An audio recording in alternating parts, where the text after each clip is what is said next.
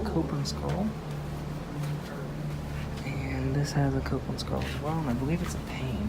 It's a Payne product. It doesn't have a logo.